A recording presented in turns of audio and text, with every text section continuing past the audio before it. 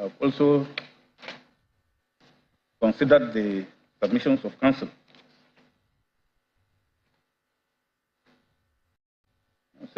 Section 133 of the Electoral Act defines persons who are necessary parties in an election petition.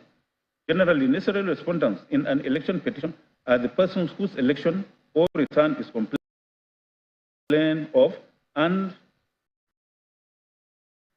the electoral body that conducted the election. This is Section 133,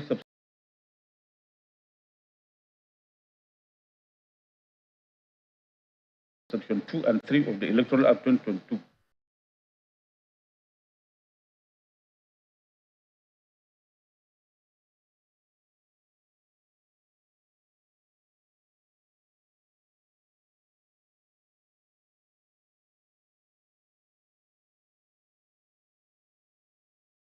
Those are what are termed statutory respondents. It should be remembered that election petitions are sui generis.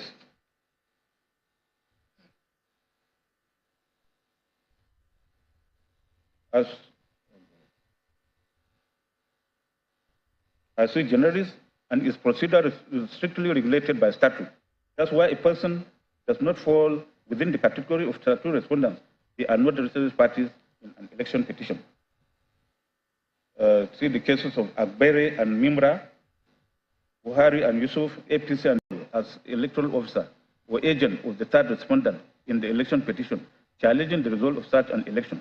And even no relief was claimed against the said fifth respondent, and indeed, he had nothing to gain or lose in the petition aforesaid, close of court. Indeed, a holistic reading of the facts of this petition does not disclose any complaint against the fifth respondent. The only fact that relates to the fifth respondent relevant to the petition is the act of withdrawal of his candidacy as the running mate of the third respondent. That is an act that occurred within the pre-election period, therefore cannot amount to any act done by the fifth respondent at the election. It cannot therefore ground any complaint by the petitioner against the fifth respondent in an election petition. It may be relevant in a pre-election matter, but not in an election petition. It is therefore my finding that there is no any claim on the fifth respondent. In other words, the relief sought in the petition will not in any way affect the fifth respondent, as he did not participate in the petition either as a candidate or agent of the second respondent, and no declaration was made in his favor by the first respondent. In that respect, I hold that the objection of the fifth respondent on this ground has merit. Finally, I order that the name of the fifth respondent is struck out of this petition. These are the rulings in respect of the petition number 4. I will now go to the main petition itself. So after the pre-hearing session, hearing on the petition opened and closed on the 21st of June 2023, the petitioner called one witness and closed his case. None of the respondents called any witness, but tendered some documents from the bar, and the petition was adjourned for adoption of written addresses. Parties then filed and served written addresses as directed by this court, and same were adopted on the 14th of July 2023. The matter was then adjourned for judgment. The first respondent's written address was filed on the 30th of June 2023. Therein 4 issues were raised for determination as follows. 1, whether considering the facts of the petition and evidence laid thereon, the petitioner has the local standing to question the nomination of the first respondent as a ground of challenging the qualification and return of the third respondent as the winner of the presidential election of 25th February 2023. 2, whether having regard to the facts pleaded and evidence laid thereon, vis-a-vis the provision of Section 134, subsection 3 of the Electoral Act 2022, can the issue of validity of the nomination of the first respondent as the vice president candidate of second respondent be validly raised as a ground before this honorable court to question or challenge the qualification and return of the third respondent as the winner of the presidential election of 25th February 2023.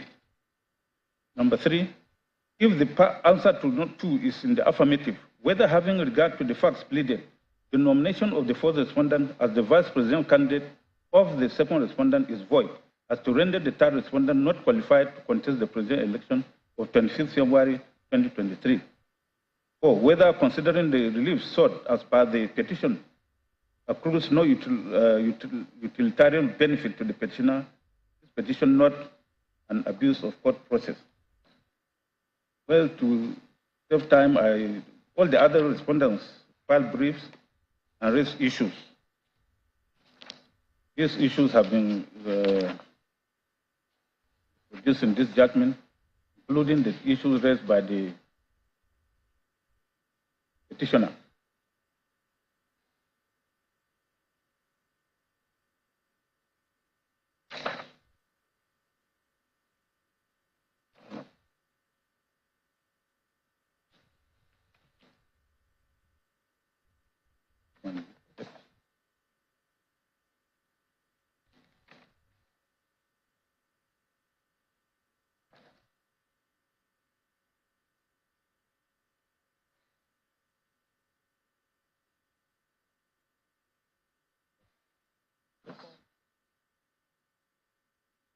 Now, it is apparent from the averments in the petition, the oral and documentary evidence, and the submissions of counsel that this petition is grounded on the disqualification of the third respondent to have contested the presidential election of 25th February 2023. This is evident in paragraph 15 of the petition, wherein the petitioner pleaded thus. I had read it earlier. This is further explained as emanating from the non-qualification of the first respondent to have contested the election as the vice president candidate of the second respondent. It is specifically pleaded in paragraph 17 of the petition as follows.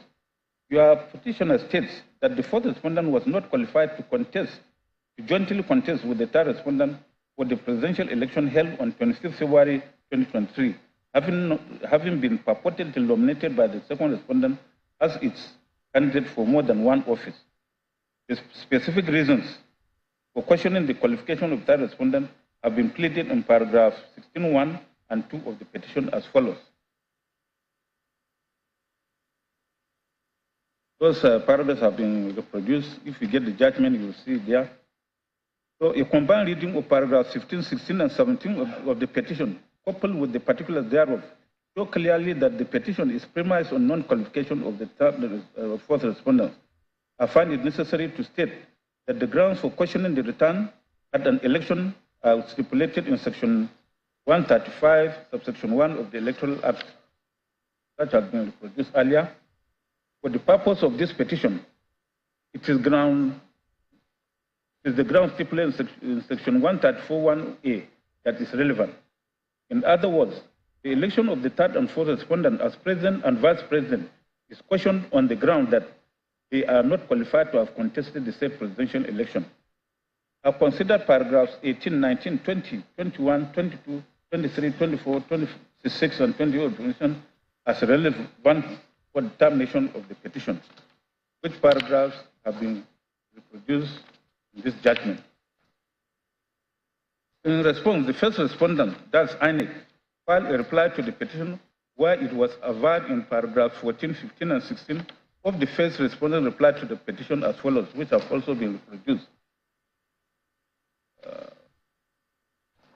The second respondent also filed a second respondent reply to the petition and also made their own averments in paragraph 16, 17, 18, 19, 20, 21, 22, 23, 24, 25, 26, and 29, which have been produced herein.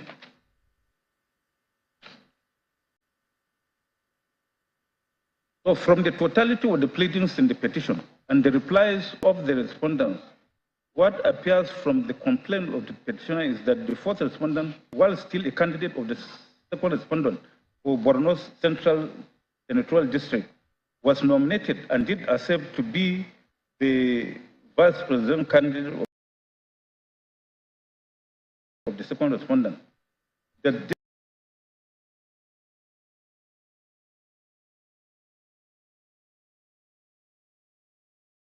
this act violated the provision of section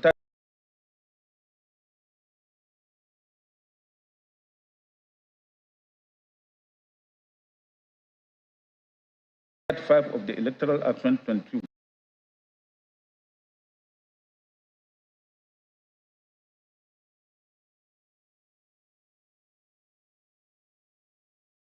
as it amounted to his double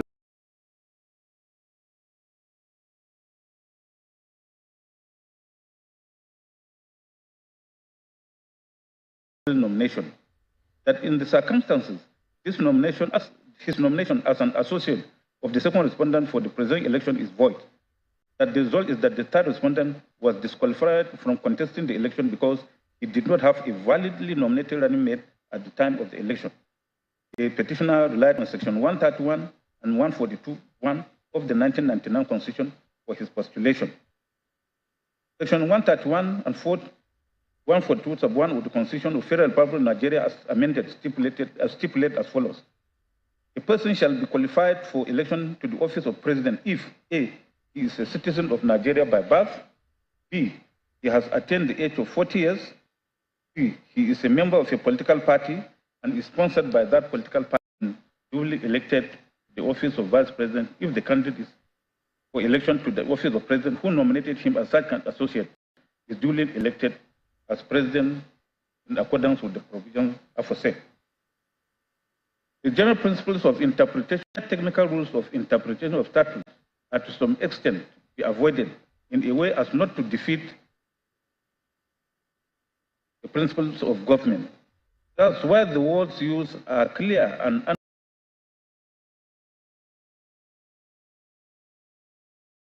unambiguous. A literal interpretation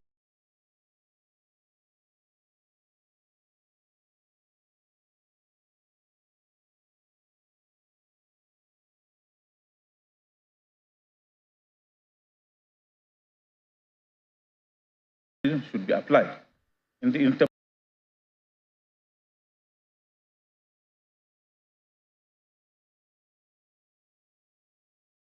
interpretation, therefore, the provisions of the Constitution are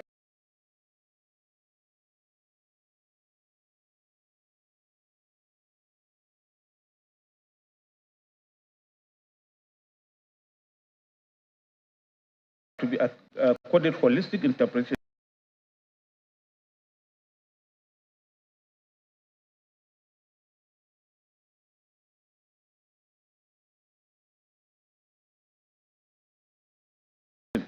so as to avoid ambiguity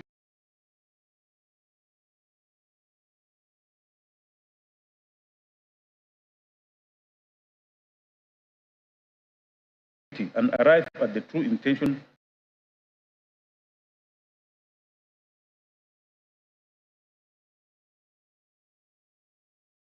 of the legislature. The court must limit itself to the words used in the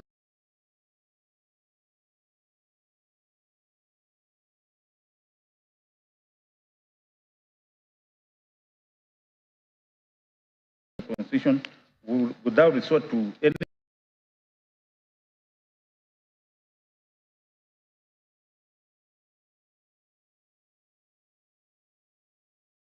external aid or materials. In the cases of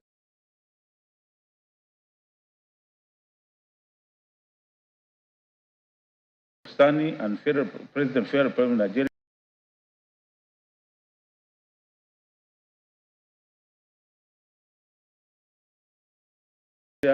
Amadi and Ani, and Agi,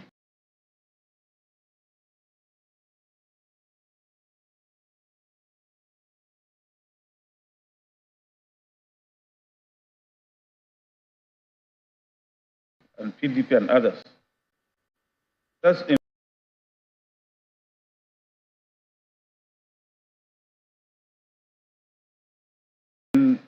Wike Ezonwo Nwesom, Honorable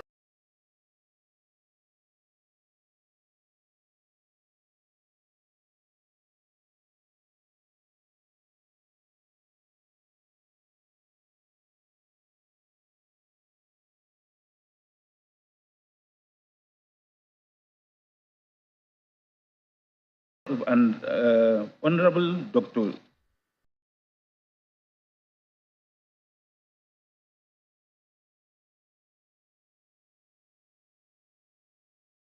Kuku, Adol, Peter Side, and others, the Supreme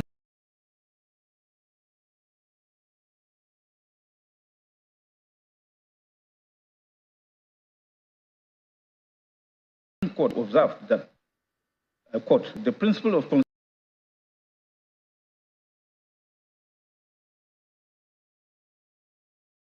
conception of the Constitution to the effect that a Constitution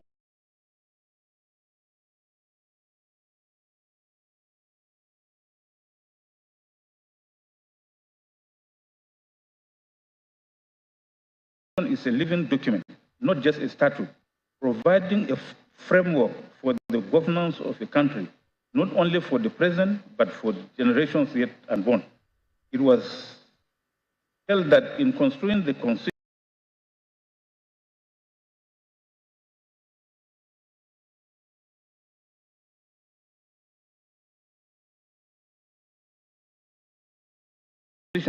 and due regard must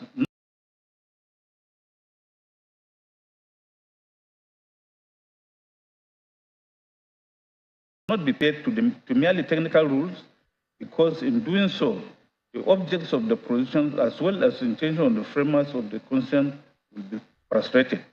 Courts have always been encouraged to adopt a broad and liberal spirit in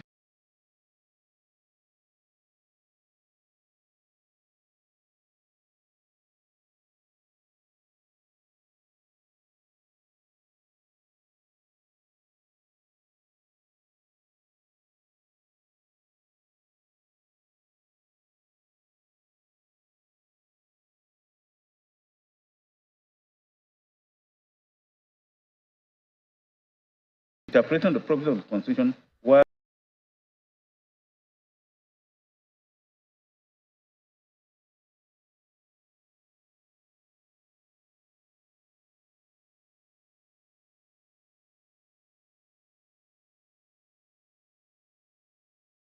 constantly bearing in mind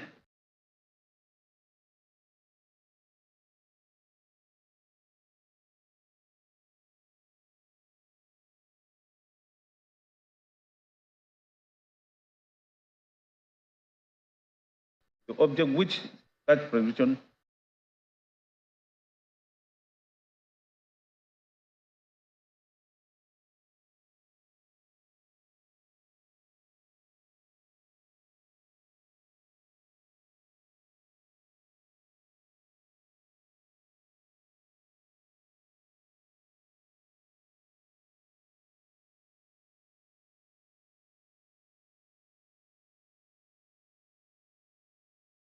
were made staff close of court. That being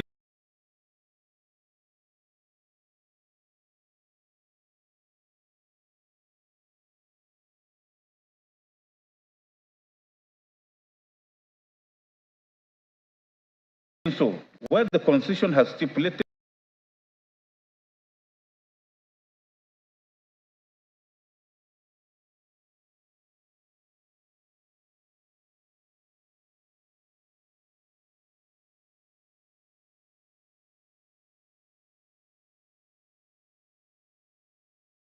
the qualifications to be attained by a person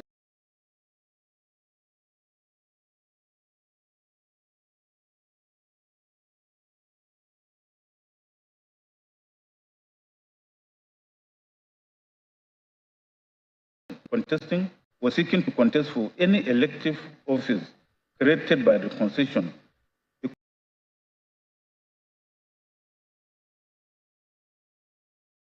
courts cannot create or import into the Constitution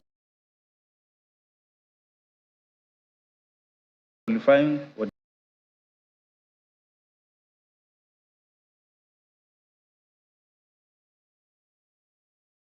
disqualifying factor.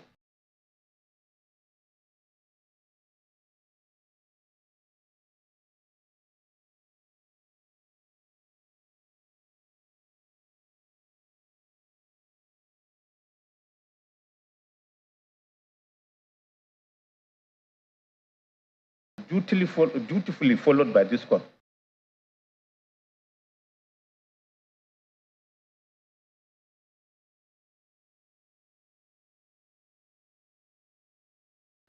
It has therefore been held that qualification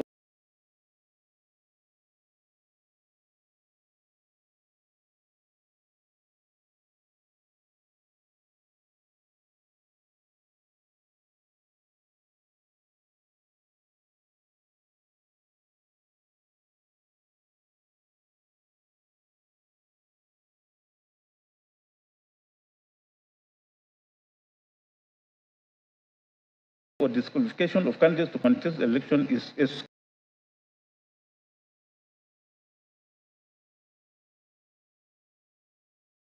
exclusively determined within the context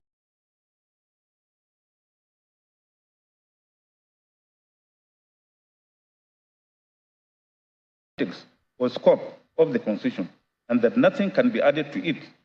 In other words, the Constitution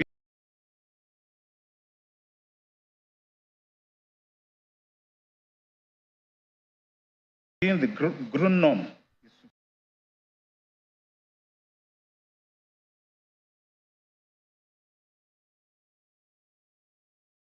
superior to any other law, including the Electoral Act. Therefore, where the Constitution has qualified a person or candidate to contest an election, no other law except the Constitution itself can disqualify him. The petitioner in this case has premised his complaint of non-qualification or disqualification of the third and fourth respondents as the president and vice presidential candidates of the second respondent on the issue of invalid nomination of the fourth respondent. That the fourth respondent, while still the senatorial candidate of the second respondent for the Borno Central District, allows himself to be nominated as the vice presidential candidate of the second respondent for the same election.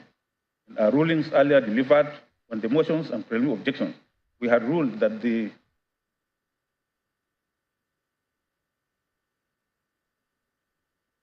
petition grounded solely on the issue of invalid nomination or improper nomination is not a cognizable ground of disqualification under the Constitution. In other words, the claim in the petition that the third respondent was not qualified to contest the presidential election because he nominated an associate whose nomination was invalid does not flow from any ground of disqualification of a candidate to the office of president as stipulated in section 131 and 137 of the 1999 Constitution. See the cases of Balewa and Mwazu, and Faleke and Anik, Tazu versus Ioria. Then in Shinkafi versus Yari, the Supreme Court held that the Supreme Court has listed in section 182, section 182 very exhaustively all the issues that can qualify a person from contesting the office of governor of a state. From the record of this court, the facts have not disclosed any evidence to show that the first respondent was not qualified to contest elections into the office of governor of Zamfara State. It is my view that once a candidate sponsored by his political party has satisfied the provisions set out in section 177 of the Constitution and is not disqualified under section 182 subsection 1 thereof, he is qualified to stand election to the office of governor of a state. No other law can qualify him. This authority can apply mutandis to section 131 and 137 of the Electoral Act. It has not been contended by the petitioner that either the third or fourth respondent is trammeled by the provisions of section 131 or 137 of the 1999 Constitution. The complaint of the petitioner rooted on nomination and suspension of third and fourth respondent will find accommodation in a pre-election dispute, which the petitioner cannot even pursue, not being a member of the second respondent. This section 84, subsection 14 of the Electoral Act 2022 and 285(14) of the Constitution. While I'm tempted to put an end to this petition at this stage, but realizing that this court is not the final court on the matter, I'm constrained to look at the merits of the petition. As pointed out earlier in the course of this judgment, a complaint of the petitioner in this petition is that the third respondent was at the time of the presidential election held on 25th February 2022 not qualified to contest the election. This is because, according to the petitioner, the fourth respondent was not qualified to run on a joint ticket with him, that's third respondent, as the fourth respondent nomination was invalid for double nomination, which violates section 55 of the Electoral Act 2022. As stated earlier, the petition contended that the fourth respondent was a candidate of the second respondent for the Borno Central District, when the third respondent nominated him as his vice presidential candidate on the 14th July 2022. In other words, that at the time the fourth respondent was nominated, he had accepted nomination as the vice presidential candidate of the second respondent. He was still a validly nominated senatorial candidate of the second respondent for Borno Central District. The petitioner then contended that the second respondent had earlier submitted the name of the third respondent together with that of the fifth respondent to Anik as his presidential and vice presidential candidates for the 25th February 2023 election. However, that before the date of the election, the fifth respondent withdrew his candidature as the running mate of the third respondent on the 24th June 2023, and the name of the fourth respondent was then submitted to ANIC, that fifth respondent, on the 15th July 2022. That the second respondent for the third respondent after the withdrawal of the fifth respondent. The respondents considered that the fourth respondent was ab initio the central candidate of second respondent for Borno Central, and via a letter dated the same date, notified his political party. Notification letter was received on the 13th July 2022. The same letter also notified the first respondent of his intention to conduct a fresh primary election for the replacement of the fourth respondent following his withdrawal as a central candidate. That it was until 14th July 2022 that the fourth respondent was nominated as the third respondent associate for the presidential election of 25th February 2023. The fifth respondent notice of withdrawal as a candidate is in evidence as Exhibit PA2, while the notice of withdrawal and letter of voluntary withdrawal of the fourth respondent are in evidence as Exhibit P. The petitioner is the view that the fourth respondent was still the central candidate of the second respondent as at the 14th of July 2022, when either the respondents contended that issue alleged nomination of fourth respondent has been determined finally by the Supreme Court in People's Democratic Party, PDP versus ANIC, that in the circumstances the said judgment of the Supreme Court constitute estoppel parem judicata and binding on the parties in this petition.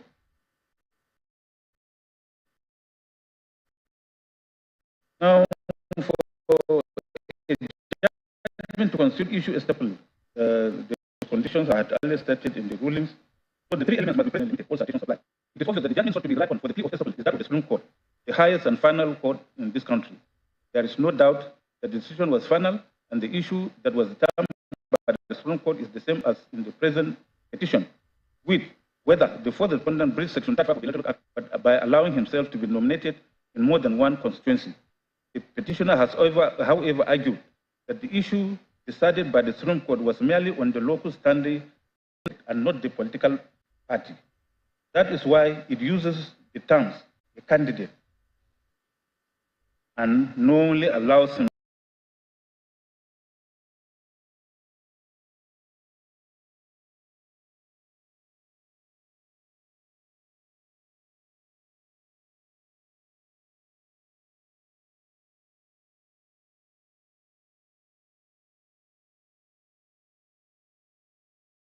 himself to be nominated by more than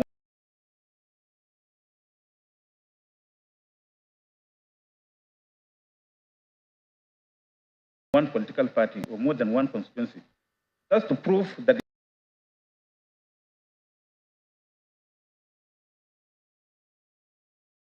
the candidate knowingly allows himself to be so nominated. Both the intent and actual acts of nomination, that is, the mens rea and actus reus of the act prohibited, must prove the stipulation in the section being a penal provision.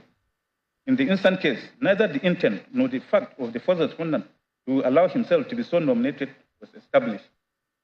That's why His Lordship Ogumi JC, in his contributory judgment, in Exhibit X1, held as follows, I quote, by Section 31 of the Electoral Act, the fourth respondent, Shetima, was obliged to submit a notice of withdrawal in writing to his party, which he did, and then his party is to deliver that notice to the Commission not later than 90 days to the election.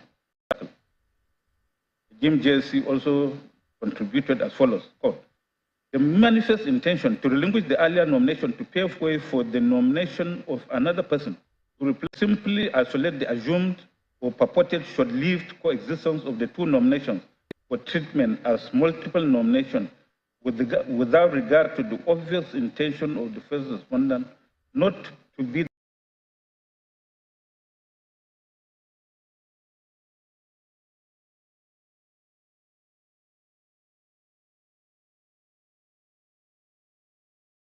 the party's candidate in elections in two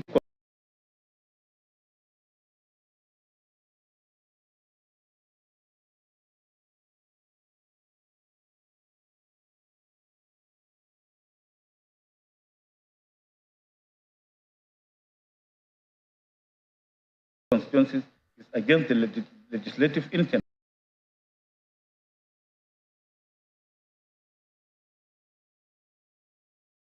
of Section 35 of the Electoral Act 2022. The sequence of the occurrence of the events is not what determines the existence of multiple nominations.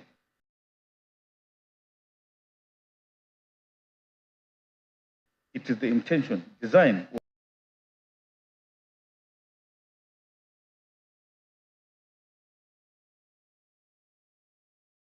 purpose to hold two or more nominations as candidate for election that shows that the persons who are nominated knowingly did so.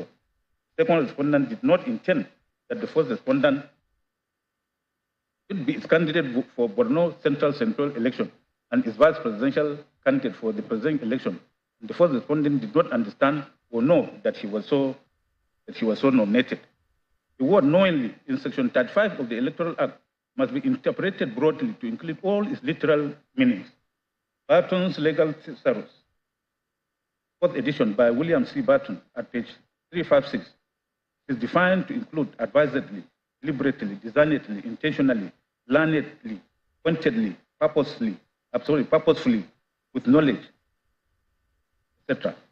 It is clear to me, therefore, that from the oral and documentary evidence adduced by the parties on this petition, the intention and fact of knowingly allowing himself to be nominated. Now, Section 33 of the Electoral Act stipulates that a political party shall not be allowed to change or substitute its candidate whose name has been submitted under Section 29 of this Act, except in the case of death or withdrawal by a candidate, provided that in the case of the party affected shall, within 14 days of the occurrence of the event, call a fresh primary election to produce and submit a fresh candidate to the Commission for the election concerned. The interpretation of this provision does not, in my view, cause any difficulty as to require the application of any technical rule of construction. Therefore, a literal interpretation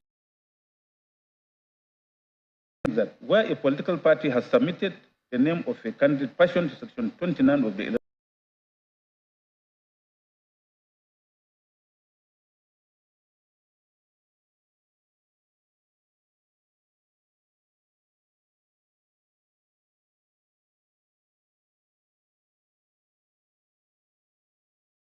Electoral Act supra, it cannot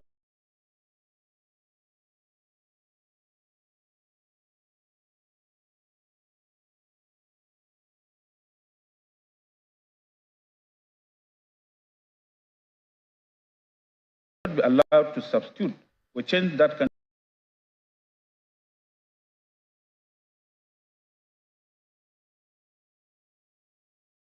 candidate except in the event of death or withdrawal of such candidate.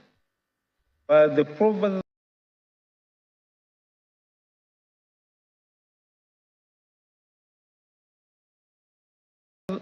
thereto, the political party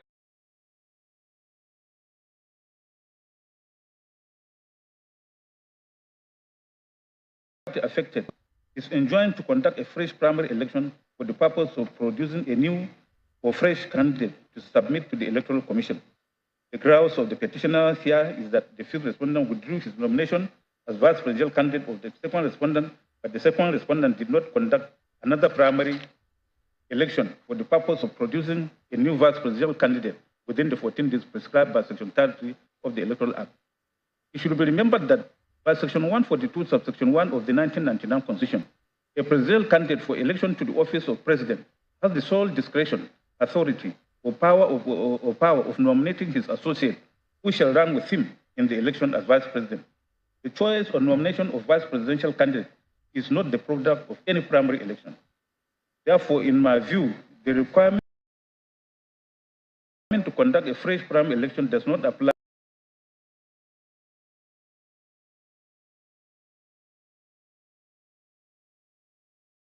to the nomination of a vice presidential candidate.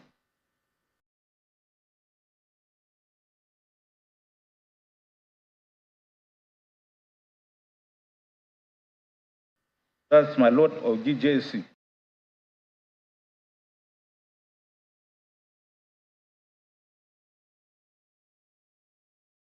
I let it this point in its one as follows.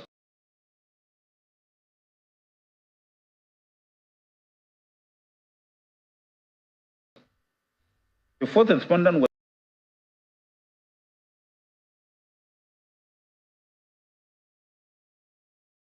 was not required to buy any nomination form. He was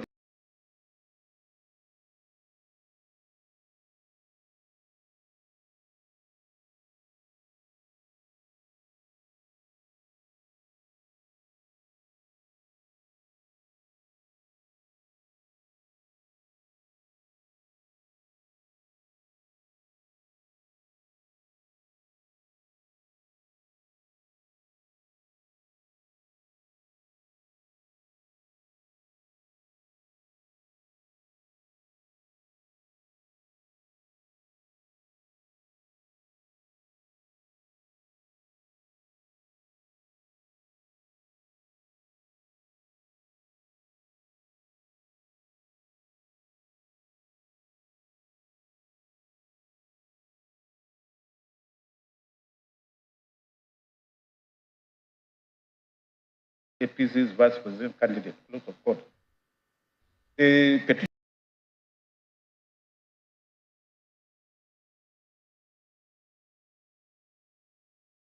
petitioner in paragraph 28(2) of his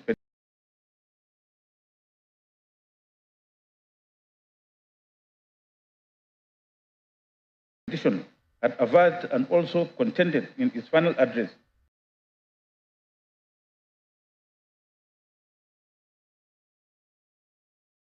that there was a gap of about 3 weeks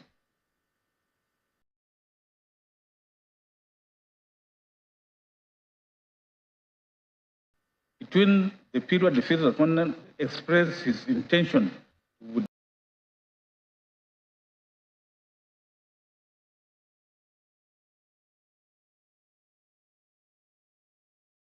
withdraw and his actual withdrawal or purported nomination, thereby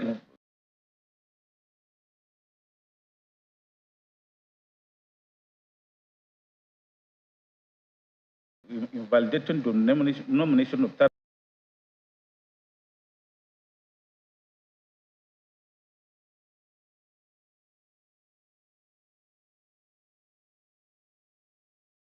respondent, because the candidature of the third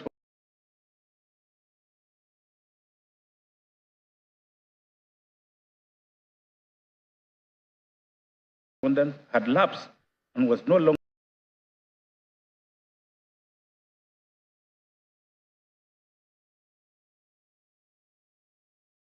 in a position to constitutionally in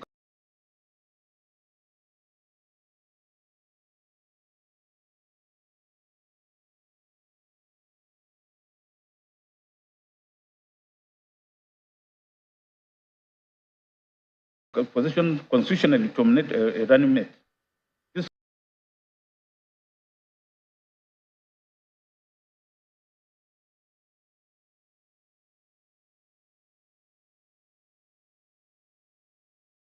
contention of the is however misconceived.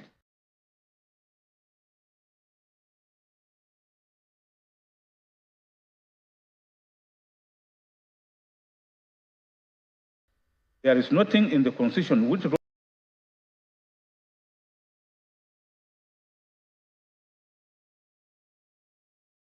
robs a presidential candidate of his right to nominate his associate, who shall be his running mate for the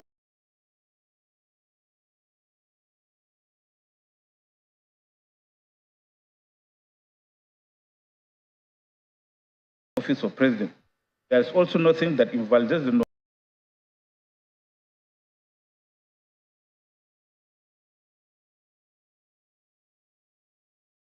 nomination of a new associate by a presidential candidate as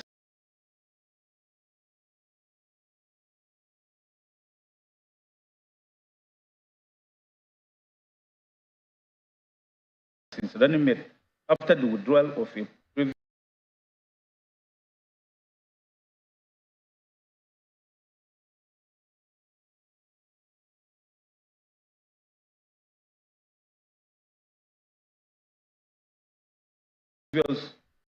associate, so long as the nomination of the new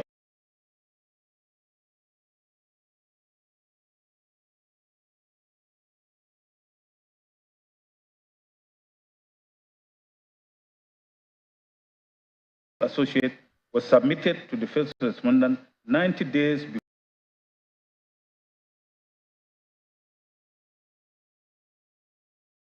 before the election as mandated by Section 31 of the Electoral Act 2022.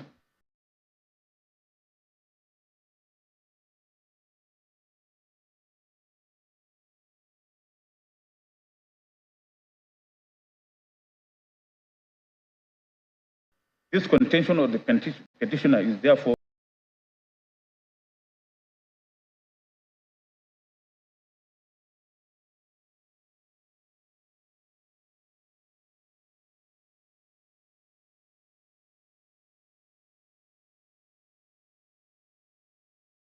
discountenance. It is therefore my view that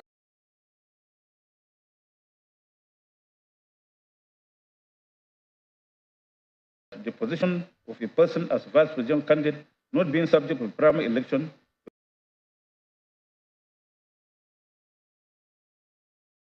the provision of Section 33 of the Electoral Act 2022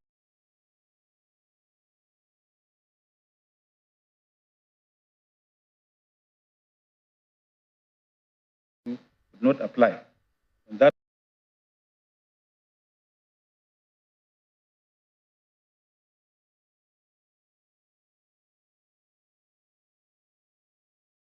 not, I hereby hold that the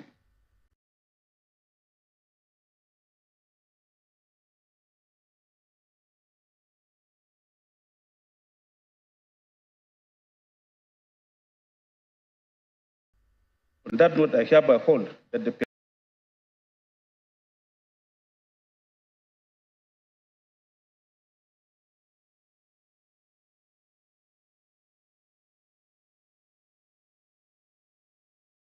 petitioner failed to prove the lone ground of his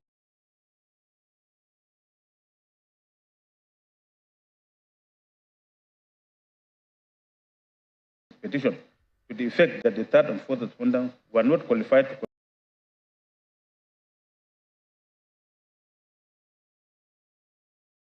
contest the election held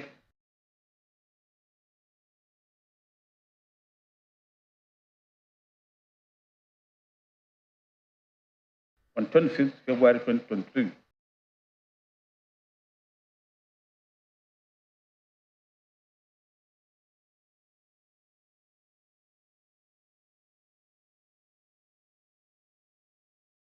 For the reason of double nomination.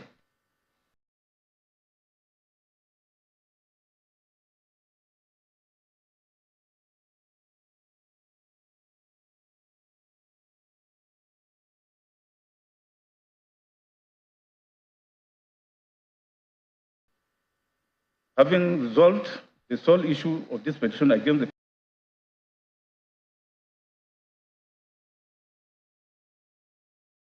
petitioner, this petition